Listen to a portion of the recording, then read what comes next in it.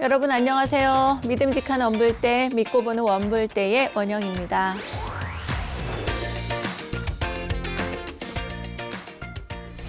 이것이 있으므로 저것이 있고, 이것이 생기면 저것이 생긴다. 이것이 없으면 저것이 없고, 이것이 사라지면 저것도 사라진다. 우리 모두가 아는 연기에 대한 근본적인 가르침이죠. 잡아암경 13권 335에 담긴 말씀입니다. 혹시나 처음 들어보신 분들은 이게 뭐지? 그러면서 여러 번 되새기고 계실 것 같습니다. 이것은 연기법인데요. 이 연기법은 괴로움의 원인을 알고자 하는 모든 수행자들의 연구처이기도 합니다. 여러분도 이 연기의 법칙을 자주자주 생각해 보시면 좋겠습니다. 쉽거든요. 이것이 있으므로 저것이 있고, 저것이 있으므로 이것이 있다. 이렇게요.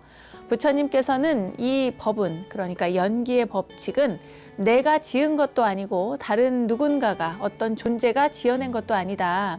이것은 영원히 존재하는 법칙으로 나는 오직 이것을 발견했을 뿐이며 나는 이 법을 깨달아 열애가 되었다라고 말씀을 하셨습니다. 세상의 진리인 연기법을 통달해서 여러분도 괴로움을 벗어버리고 삶의 지혜를 얻으시길 간절히 바라봅니다. 자, 그럼 불교의 핵심 교리를 정리해보는 시간이죠. 오늘도 즐거운 불교 공부를 시작해 보도록 하겠습니다. 어서 모이세요.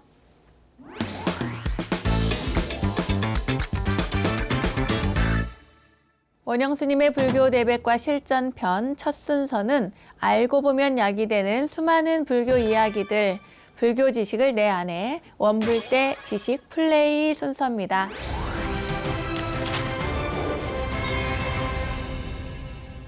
오랜 세월을 거쳐 삶에서 얻은 경험과 교훈, 그리고 어떠한 가치에 대한 견해를 우리가 속담이라고 하는데요. 선조들의 경험과 지혜가 담긴 속담 가운데 이런 말이 있습니다.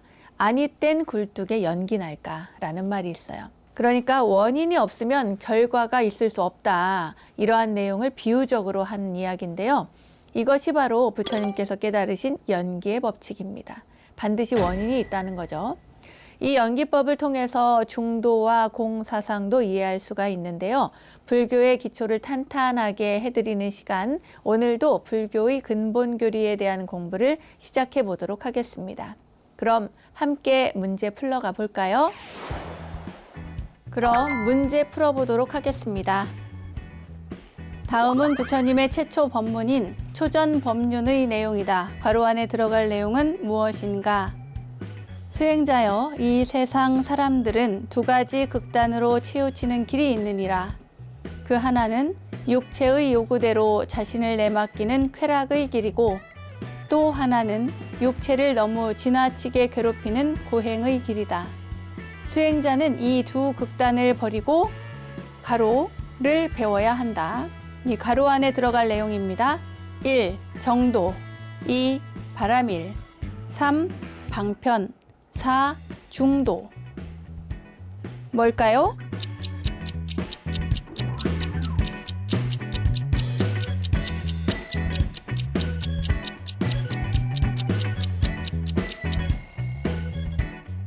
정답은 4번 중도죠.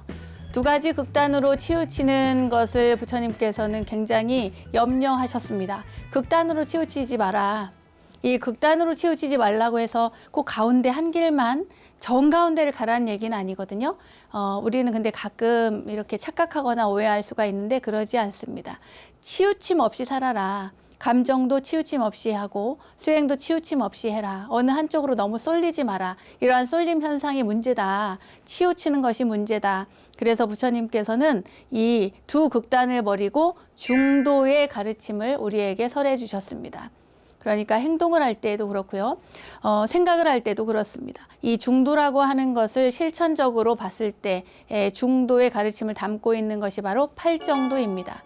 그러니까 그러면은 중도하고 팔정도하고 다른 것인가 이렇게 묻는 사람들이 있는데 제목이 팔정도이고 또 그 앞에 붙은 이름이 중도이지 내용은 같습니다. 그러니까 중도가 곧 팔정도인 거예요.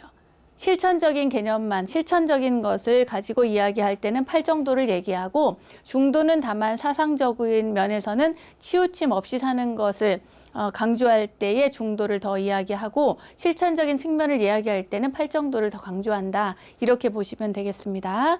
자, 그럼 다음 문제 가볼게요. 네, 드디어 팔정도가 나왔어요. 다음 중 팔정도에 대한 설명으로 틀린 것은 1. 정명, 바른 생활, 2. 정정, 바른 사유, 3. 정견, 바른 견해, 4. 정정진, 깨달음을 향한 바른 노력.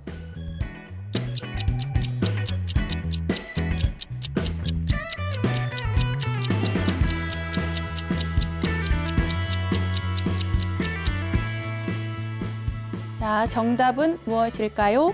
2번 정정입니다. 자, 팔정도에 대한 설명으로 틀린 거를 찾으라고 했어요.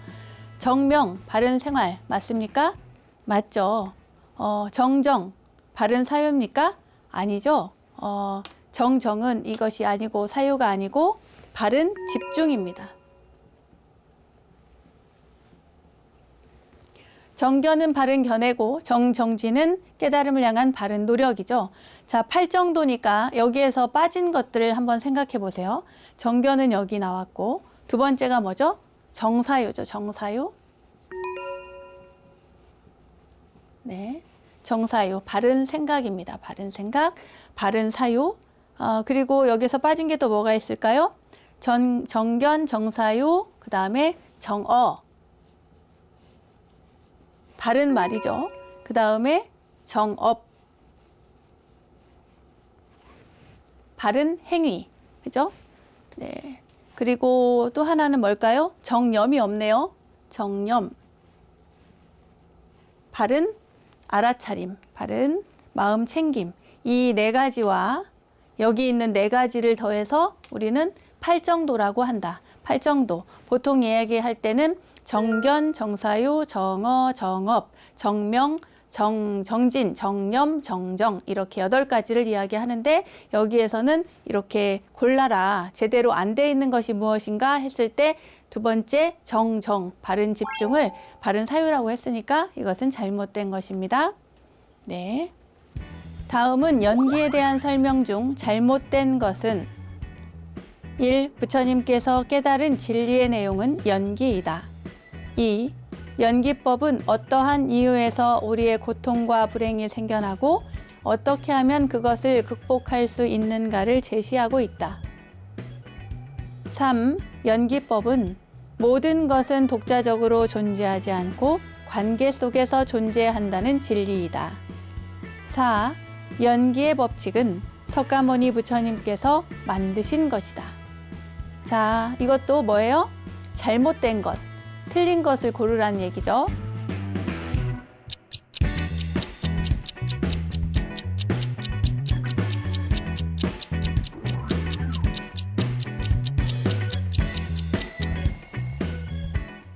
정답은 4번입니다. 연기, 부처님께서 말씀하신 가르침 가운데 우리가 가장 잘 알고 있고 그리고 모든 이 세상의 모든 것들이 다 이 연기법에 기준하여 바라보면 다 알 수 있도록 부처님께서 말씀을 하셨습니다. 그런데 이 연기라고 하는 것은 연하여 일어난다거든요. 그러할 연, 일어날 기, 그로 말미암아 일어난다는 것입니다. 원인이 있기 때문에 그 결과가 생기는 것이고 그 결과로 인해서 또 다른 결과가 만들어진다 하는 이 모든 진리의 내용, 그래서 부처님께서 깨달은 진리의 내용이 연기이다라고 한 것입니다. 이게 맞을까요? 네, 맞습니다. 네. 연기법은 어떠한 이유에서 우리의 고통과 불행이 생겨나고 어떻게 하면 그것을 극복할 수 있는가를 제시하고 있다. 그렇죠. 극복할 수 있도록 알려주십니다. 극복하지 말고 그냥 좌절하고 무너져서 이렇게 있으라고 하는 그런 가르침이 아니고요. 부처님은 왜 이러한 원인에 의해서 그러한 결과가 나타났으니 그러면 이러한 결과를 만들어내지 않으려면 어떻게 해야 되는가?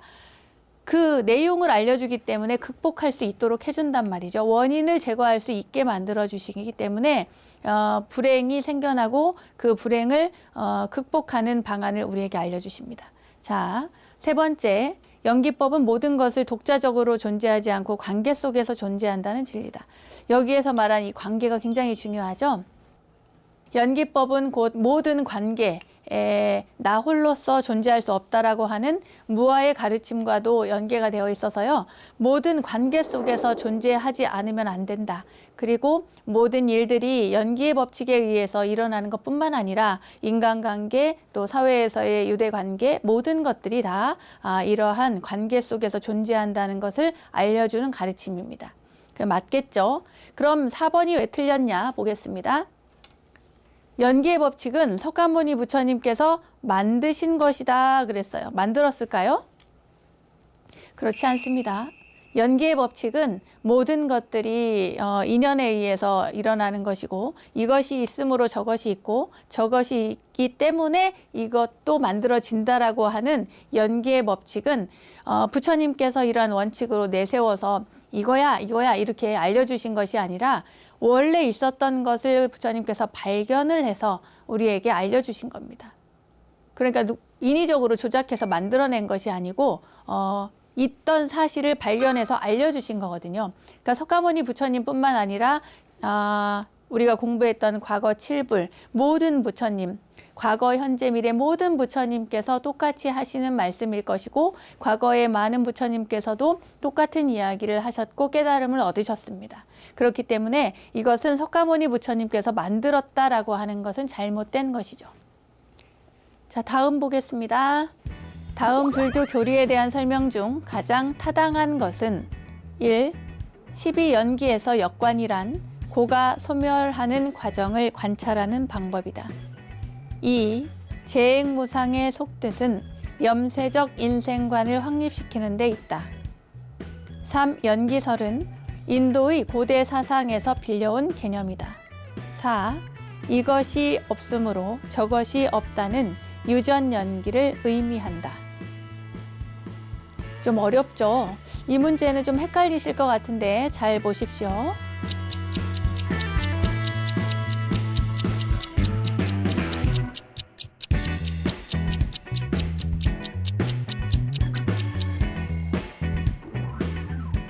정답은 1번입니다. 12연기에서 역관이란 고가 소멸하는 과정을 관찰하는 방법이다. 이 역관이라고 하는 것은요, 말하자면 거꾸로 올라가는 겁니다. 순관이라고 하는 것은 앞에서부터 가는 거잖아요. 우리가 12연기를 얘기하면 무명에서부터 보통 시작을 합니다. 무명, 행식, 명생, 유깁, 촉수, 애치, 유, 생, 노사 이렇게 12개를 이야기하는데 이것을 무명에서부터 보지 않고 맨 끝에 노사에서부터 보는 거예요. 노사는 어떻게 해서 노사가 생겨났지? 아, 생이 있어서, 태어남이 있어서 그렇구나. 이런 식으로. 그러면 생은 어떻게 해서 태어났지? 유가 있어서 그렇구나. 유는 어떻게 생겨났지? 하면서 이렇게 12연기를 거꾸로 해서 찾아 들어가는 겁니다. 역관을 하는 거예요. 그러면서 고가 소멸해가는 과정을 관찰하는 방법이고 순관은 무명에서부터 가는 거예요. 자, 여긴 이해가 가셨죠? 두 번째, 재행무상의 속뜻은 염세적 인생관을 확립하는 데 있다. 우리가 이제 무상을 얘기할 때 모든 것은 항상함이 없다거든요. 항상함이 없다. 무상이라고 하는 것은 변화해 가는 건데 이 무상을 우리가 두 가지로 볼 수가 있어요.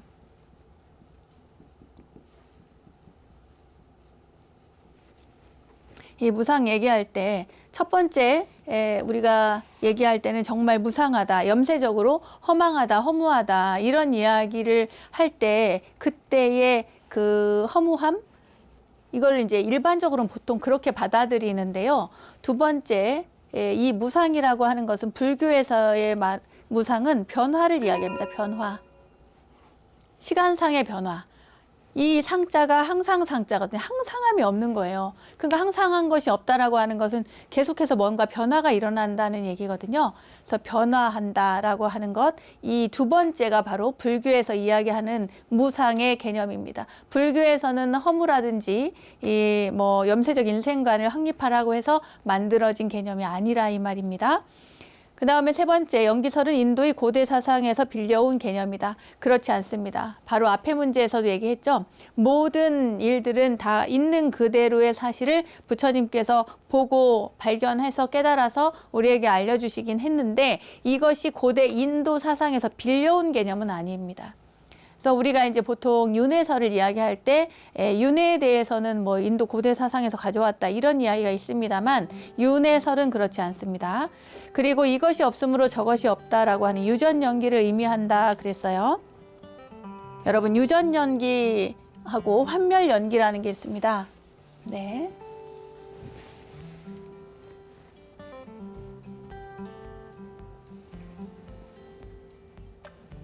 유전연기.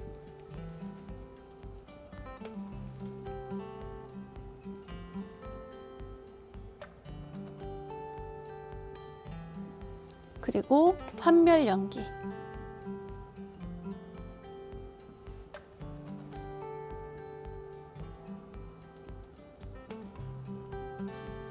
그러니까 연기의 두 가지 종류인데요. 유전연기하고 환멸연기를 이야기할 때 이것이 있으므로 저것이 있다. 이것이 없으므로 저것이 없다. 연기가 이제 순차적으로 무명, 행식, 명색, 유기. 그러니까 무명이 있어서 행이 있고, 그러니까 무명에서 행이 나온 거예요. 행이 있으므로 식이 있고, 이렇게 하는 것을 우리가 유전연기라고 하고요.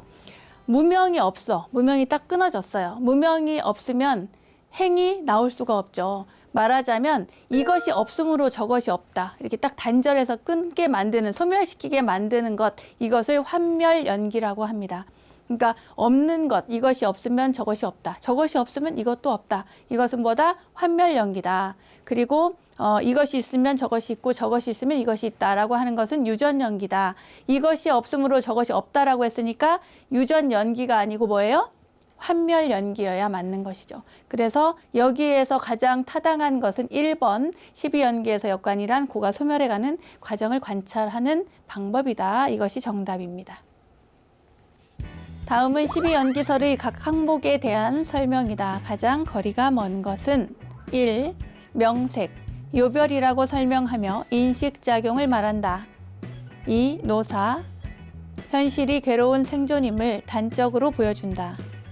3. 취, 집착이란 뜻으로 생존에 집착하는 것을 말한다. 4. 수, 대상을 받아들이는 것으로 고수, 락수, 불고, 불락수가 있다. 네. 오늘은 질문이 대체로 좀 어려운 것 같습니다. 네. 자, 문제 풀어보세요.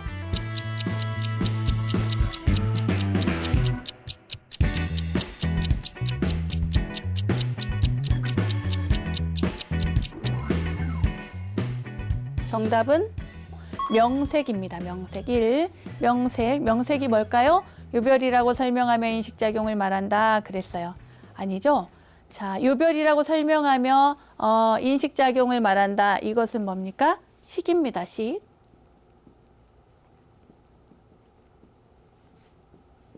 무명행식 할 때 그 식을 인식작용을 이렇게 이야기하는 것이고, 자, 그럼 명색은 뭘까요? 명색.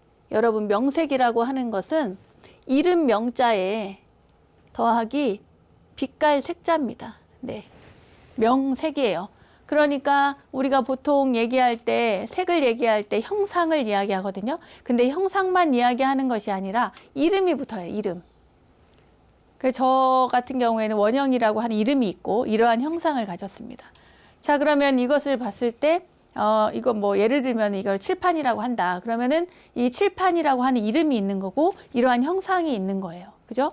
이 모든 것들을 이름이 있고 형상이 있는 것을 전부 명색이라고 하지 형상만 가지고 이야기하는 것이 아닙니다. 이름이 붙는 것도 이름도 그대로 여기에 들어간다. 명색이라고 하는 것에는 그 이름과 형상이 모두 들어간다는 겁니다.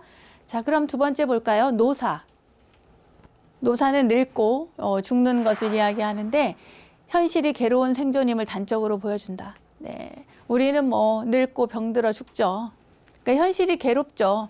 우리가 육신이 없으면 이렇게 고통도 좀 덜할 텐데 일을 많이 하면은 몸도 힘들고 아프고, 또 병이 걸리면 병이 들어서 또 힘들고 아프고, 또 나이 들면 늙고 기운도 없고 힘들어서 아프고, 뭐 이 모든 것들이 이 육신이 있어서 그런데 그것은 결국 늙고 병들어 죽는 것이기 때문에 괴로운 생존임을 단적으로 보여주는 것입니다. 맞죠? 자, 취는 뭘까요? 취는 취할 취자입니다. 집착이라는 뜻입니다. 집착하다. 집착이라는 뜻으로 생존에 집착하는 것을 말하죠. 누군가를 좋아해서 사랑해서 거기에 이렇게 애착을 가지고 있는다거나 그걸 애착이라고 하잖아요. 사랑하는 집착, 사랑해서 집착한다라고 해서 애착이라고 하고, 또 뭐가 있을까요? 아무튼 우리가 알고 있는 모든 것들에 또 사람뿐만 아니라 좋아하는 사물에 대해서도 또 취미나 내가 하고 싶어 하는 일들에 대해서도 이렇게 집착이 생기죠. 결국에는 생존에 집착하는 것을 이야기합니다. 그 다음에 네 번째 수입니다. 수는 느낌 수죠. 대상을 받아들이는 것으로 고수, 락수, 불고, 불락수가 있는데 고수는 괴로운 느낌을 이야기합니다. 괴로운 느낌. 뭐 몸이 아파서도 괴로울 수 있고 다쳐서도 괴로울 수가 있고 또 누가 사랑하는 사람이 떠나서 괴로울 수도 있고 많은 괴로운 느낌을 이야기하고 락스는 즐거운 느낌을 이야기합니다. 여러분이 수업 들으면서 즐거우신가요? 네, 맞습니다. 락수. 네. 그리고 그런데 괴롭지도 않고 즐겁지도 않은 것이 있어요. 그게 바로 불고 불락수입니다. 보통 우리는 좋고 싫고만 있는데 불교에는 좋고 싫고가 아닌 그러한 상태가 있다고 얘기를 합니다. 느낌도 마찬가지예요. 괴로움도 아니고 없고 또 즐거움도 아닌 없는 그러한 느낌입니다. 괴롭지도 즐겁지도 않은 그런 느낌. 이 시간은 어떤 시간이다? 락수, 즐거운 시간이다. 억지로 깨맞추기를 하는 것 같습니다. 자, 그러면 12연기설의 각 항목 얘기가 나왔잖아요. 이 12연기설의 각 항목에 대해서 한번 쭉 정리를 하고 넘어가도록 하겠습니다. 일단 여러분 제일 먼저 뭐죠? 무명입니다. 무명. 그 다음에 행, 식, 명색, 다음에 유깁, 촉, 수, 애, 취, 유, 생, 노사. 네, 이게 12연기입니다.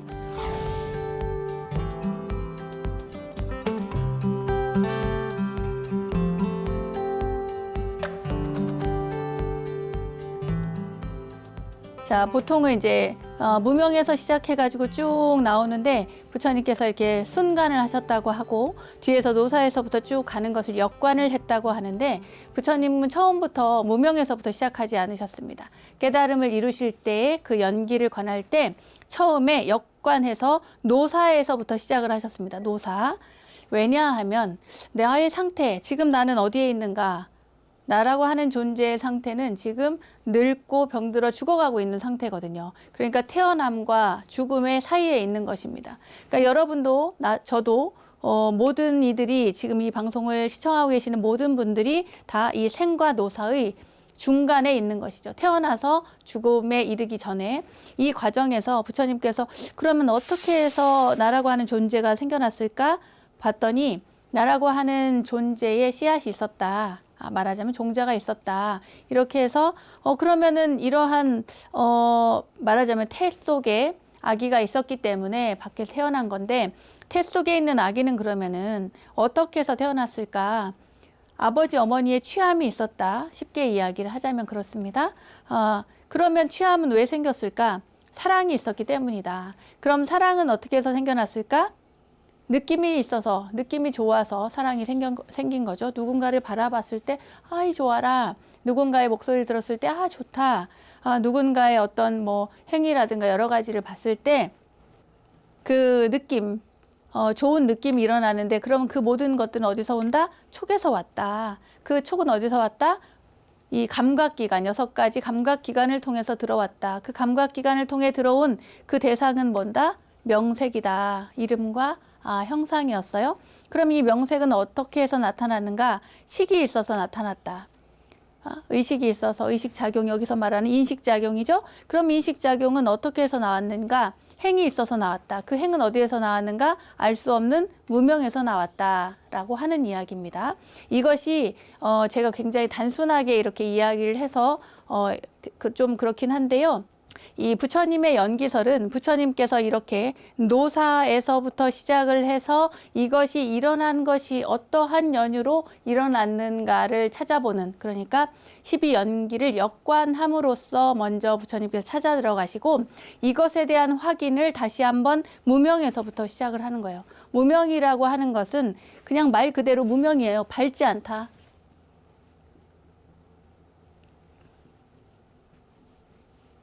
밝음이 없는 것입니다. 그러면 이 밝음이 없다라고 하는 것은 무엇인가? 연기에 대해서 무지하고 사성제에 대해서 알지 못하는 그러한 것들을 기본적으로는 무명이라고 옛날에는 했어요.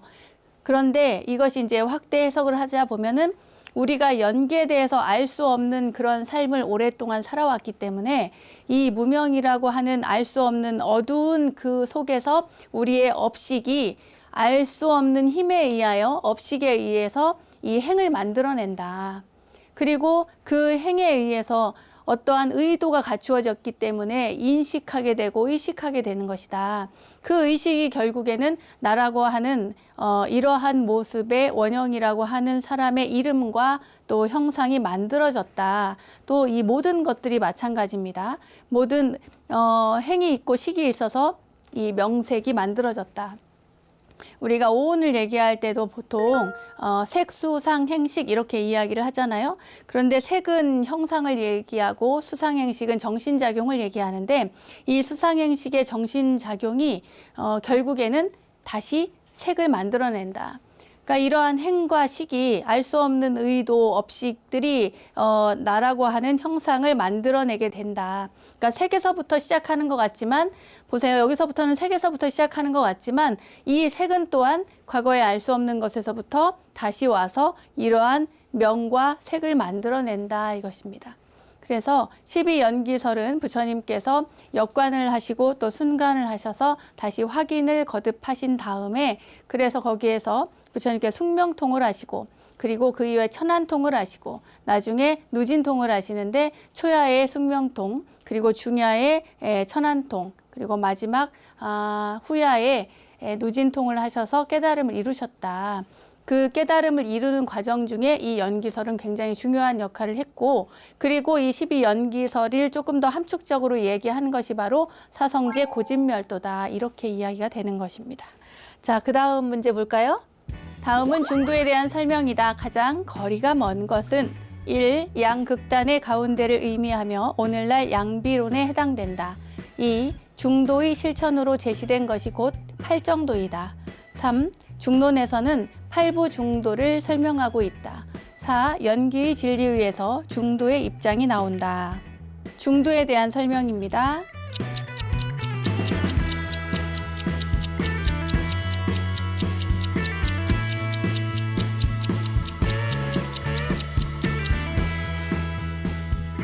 정답은 1번이네요. 중도에 대한 설명 가운데 가장 거리가 먼 것입니다. 양극단의 가운데를 의미하며 제가 아까 뭐라고 그랬죠?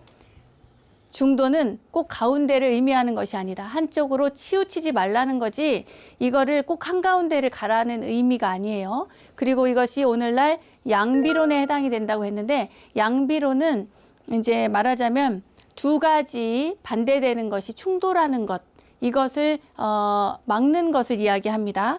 말하자면 쉽게 말해서 이제 A와 B가 서로 충돌을 했어요. 그러면 A가 맞고 B가 틀리다 또는 B가 맞고 A가 틀리다 이렇게 얘기를 하는데 그런 것이 아니라 A도 틀렸고 B도 틀렸다 이렇게 얘기하는 게 바로 양비론입니다. 그런데 중도는 그런가요? 그렇지 않습니다. 물론 어느 한쪽으로 치우치는 것을 막기 위해서 그렇게 하지 말아라고 이야기는 하지만 그렇다고 해서 두 개 다 틀렸다 막 이렇게 이야기하는 것은 아닙니다. 네. 자, 두 번째 중도의 실천으로 제시된 것이 곧 팔정도이다. 중도의 실천 그러니까 사상적으로는 한쪽으로 치우치는 것을 막는 것, 이것이 중도라면 실천적 행위로서는 팔정도, 정견, 정사유, 정어, 정업, 정명, 정진, 정념, 정정 이렇게 8가지. 네, 그 실천이 바로 팔정도이다. 그 다음에 중론에서는 팔부중도를 이야기하고 있어요. 그런가요? 네, 맞습니다. 팔부중도를 얘기를 하고 있습니다. 왜 중론이 나왔냐면은 중도를 바탕으로 해서, 그러니까 이 중도라고 하는 그 내용을 가장 잘 설명하고 가장 많이 담고 있는 것이 어쩌면 중론일 것 같은데, 이 중론에서 팔부중도에 대해서 설명을 하고 있거든요. 자, 그럼 팔부중도가 뭘까? 이 8가지가 있습니다. 네. 네, 팔부중도에 대해서 써드릴게요. 첫 번째, 불생입니다. 두 번째, 불멸이고요. 세 번째, 불상입니다. 네 번째, 부단입니다. 다섯 번째, 네, 불일이고요. 여섯 번째, 불이고요. 일곱 번째, 불내. 여덟 번째, 불출. 네. 자, 여러분, 불생 한자로 썼어야 되나? 네. 남이 없는 겁니다. 멸, 불멸, 멸함이 없고요. 불상, 항상한 것이 아니고, 부단, 이게 끊어질 단입니다. 끊어짐이 없고, 불일, 하나도 아니고, 둘도 아니고, 래, 오지도 않고, 가지도 않고, 나지도 않고 하는 그런 이야기입니다. 그러니까 이 모든 것들을 가지고 중도를 설명을 하는데, 쉽게 말하면 불생불멸, 그 대표적인 것이 우리가 불생불멸이다. 태어남도 없고, 생겨남도 없고, 또 사라짐도 없다. 모든 것들은 이게 좀 헷갈리긴 할 텐데요. 왜 있는데 없다고 하느냐라고 하는 그 현상적인 것을 이야기하는 것이 아니라, 이것의 존재 원인을 또는 인식론적인 공의 원인을 찾아가 보니 그것이 형성된 과정은 태어날 수도 있고 태어나지 않을 수도 있다는 것을 이야기하는 겁니다. 그래서 변화하는 것이 있을 뿐이지 그것이 소멸했다거나 아예 없어졌다는 얘기가 아니다. 소멸한 다음에 어떠한 변화가 있다라는 것을 얘기하는 것이지 완전히 사라졌고 소멸되어 없어졌다는 얘기가 아니라는 거죠. 그것을 이야기할 때 불생불멸이라고 이야기를 합니다. 아시겠어요? 네. 자, 중도에 대한 것을 설명하고 있다. 맞죠? 그 다음에 네 번째, 연기의 진리 위에서 중도의 입장이 나온다. 맞습니다. 특히나 용수보살님 같은 경우에는, 나가르주나 용수보살님 같은 경우에는 이 연기설을 바탕으로 해서 중도를 체계화했다라고 하는 내용을 이야기를 하셨습니다. 어디에서? 바로 이 중론에서. 자, 중도에 대한 설명을 여러분들이 이해를 하시기에 조금 어려울 수 있겠지만, 첫 번째 다시 한번 이야기하겠습니다. 사상적인 측면이 있고 실천적인 측면이 있는데, 중도는 사상적인 측면은 극단적으로 치우침을 막는 얘기를 하고 있고요. 그리고 실천적인 측면은 8가지 행동, 그러니까 바른 행위에 바탕을 둔 8가지 바른 길을 제시함으로써 괴로움의 소멸에 이르는 길을 부처님께서 알려주셨다. 이것이 바로 중도의 실천적인 가르침이다. 이렇게 이해를 하시면 되겠습니다. 다음은 팔정도의 덕목 중 어떤 내용을 설명한 것인가? 바른 생활이다. 옳은 일에 종사하고 몸과 말과 마음의 신구의 삼업을 청정하게 하면서 바로 사는 것을 말한다. 좀 더 구체적으로 말한다면 바른 직업관을 가지고 생명에 임해야 한다. 1. 정정, 2. 정업, 3. 정명, 4. 정정진.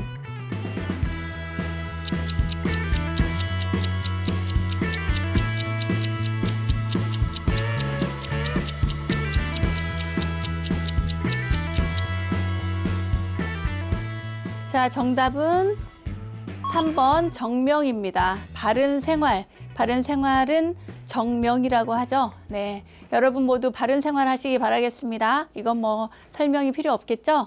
네, 오늘 어령스님의 불교 대백과 지식 플레이는 여기서 마치도록 하겠습니다.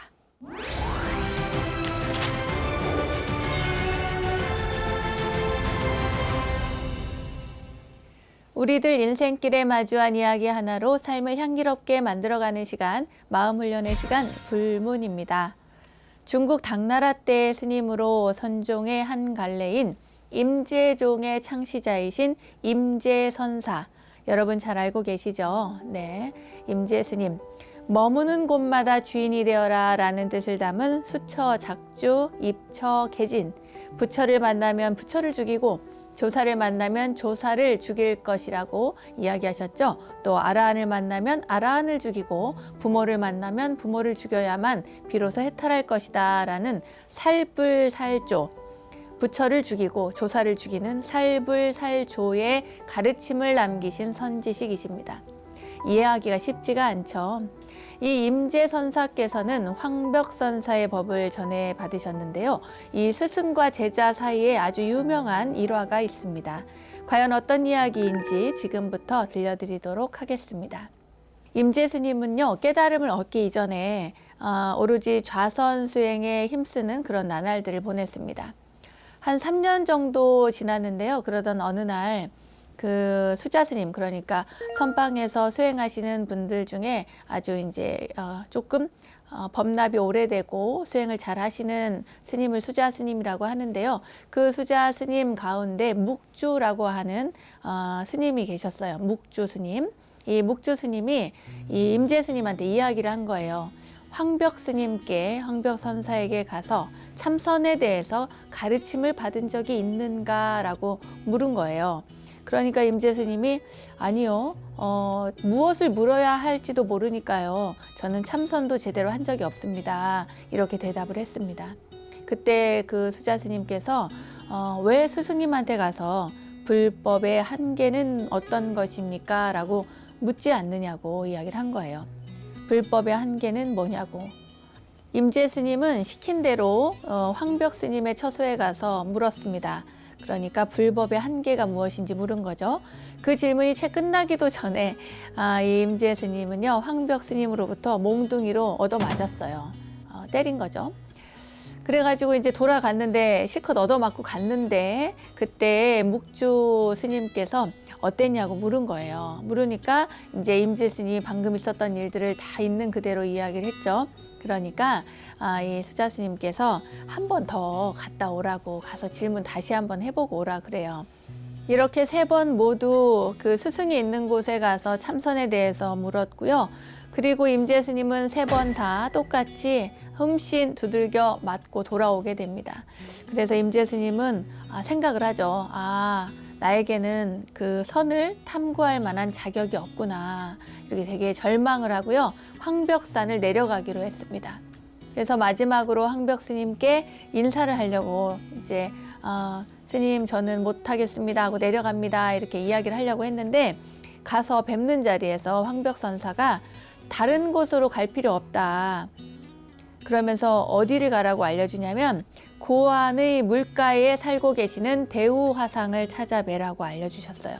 대우 스님, 그러니까 대우 큰 스님을 찾아뵈라 이렇게 알려주시니까 임재 스님은 황벽 선사가 이제 시켰으니까 가죠. 그래서 대우 스님에게, 대우 선사의 곁으로 갑니다. 가서 이야기를 하는데 그 황벽 선사한테 얻어맞은 이야기를 한 거예요. 그러면서 도대체 제가 뭘 잘못한 게 있냐고 이러면서 이제 억울하니까 얻어맞은 게 억울해가지고 대우 선사에게 그 얘기를 하니까요. 이 대우 선사가 하시는 말씀이 황벽이 그거 꼭 노파가 손자 귀여워하는 것 같구나. 너 때문에 녹초가 되도록 몸소 가르침을 주고 있는데 그걸 나한테까지 와서 잘못이 있었는지 묻다니 무슨 소리냐. 이렇게 이야기를 한 거예요. 그런데 이 얘기를 듣고 임재 스님이 딱 깨달음이 온 겁니다. 말하자면 깨달음을 얻은 그 임재 스님은 그 자리에서 다시 그 대우 선사에게 뭡니까? 이렇게 묻는 거예요. 황벽의 불법이라는 게 그런 뻔한 거였습니까? 이렇게요. 그러면서 약간 으스대면서 거짓말을 했겠죠. 그러자 대우 선사께서 이 임재 스님의 멱살을 딱 움켜쥐고는 이 반편이 같은 놈이 하면서 이제 뭐라고 하셨어요. 아까는 자기가 무슨 잘못이 있었냐고 징징 짜는 소리를 한 주제에 이번에는 황벽의 불법이 뻔해? 도대체 네가 뭘 알았는데 어디 말해봐라 어서 이렇게 이제 다그친 거예요. 그러자 임재 스님이 그렇게 다그치는 대우 선사의 옆구리를 주먹으로 때렸다는 거예요. 좀 난폭하죠. 임재 스님이 진짜 그 깨달음을 얻었구나 한 것을 이 대우 선사가 그 주먹으로 맞고는 알게 된 거예요. 그래서 멱살 잡았던 손을 내려놓고 너의 스승은 황벽 화상이야. 내가 알 바가 아니야. 가봐. 이렇게 이야기를 하셨대요. 그리고 나서 임재 스님은 다시 황벽 선사에게로 돌아갑니다. 돌아가서 그동안 있었던 대우 화상과의 있었던 일의 전말을 다 이야기를 하죠. 그러자 황벽 선사께서 그놈을 만나 한 대 쏴주고 싶구나, 한 대 때려주고 싶구나 라고 했대요. 그러자 임재 스님이 기다릴 게 뭐 있습니까? 지금 바로 하시면 됩니다 하면서 황벽 선사의 뺨을 때렸다는 거예요. 그러자 황벽 스님이 뺨을 맞고 크게 웃으면서 예끼 미친놈 하면서 잘도 내 앞에서 호랑이 수염을 건드리는구나 라고 말했대요. 황벽 선사께서는 진심으로 만족하면서요 시자를 불렀어요. 시자야, 이놈 이거 이 미친놈 이거 빨리 선방으로 데려가라, 선당으로 데려가라 이렇게 말씀을 하셨대요. 그 말인즉슨 이제 황벽 선사가 임재 스님을 인가를 해주었다라고 하는 의미입니다. 네, 오늘의 이야기는 불문 이야기는 좀 길죠. 사실 이것은 어떻게 보면은 이렇게 때리기도 하고 얻어맞기도 하고 뭐 이런 이야기여서 도대체 스님들이 왜 때리고 맞고 하지? 이렇게 생각할 수도 있습니다. 그런데 여기에서의 어떤 한 대 맞았다, 뭐 세 대 맞았다, 뭐 또 때렸다 하는 그 모든 것들은 가지고 있는 어떤 고정관념을 타파시킨다라고 하는 이야기입니다. 깨달음이 어디 분명히 한계가 있느냐, 깨달음에 어떤 한계가 있느냐, 불법의 한계가 있느냐 하는 그 질문에 대해서 막 파고들잖아요. 우리가 또 뭔가를 골똘하게 생각하다가 보면은 뭔가에 쭉 빠져서 자기가 돌봐야 될, 주변에 바라봐야 될 것들을 놓치고 있는 경우들이 굉장히 많습니다.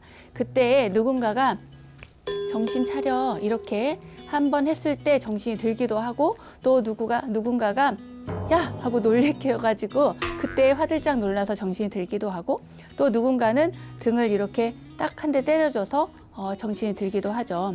말하자면 이런 이야기입니다.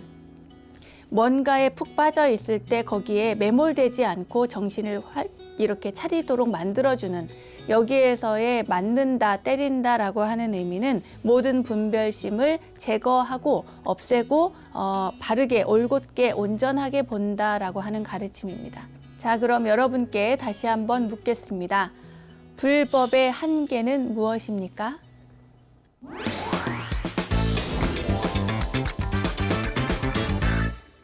부처님의 가르침을 실생활에 적용할 수 있도록 친절하게 설명해 드리고 있는 원영 스님의 불교 대백과 오늘도 여러분 행복하셨나요?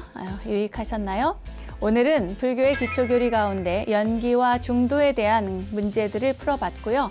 황벽 선사와 임재 선사의 일화, 황벽 삼타에 대한 이야기도 전해드렸습니다.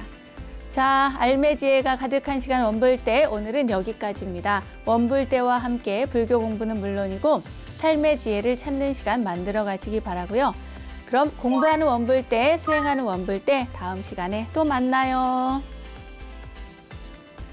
감사합니다.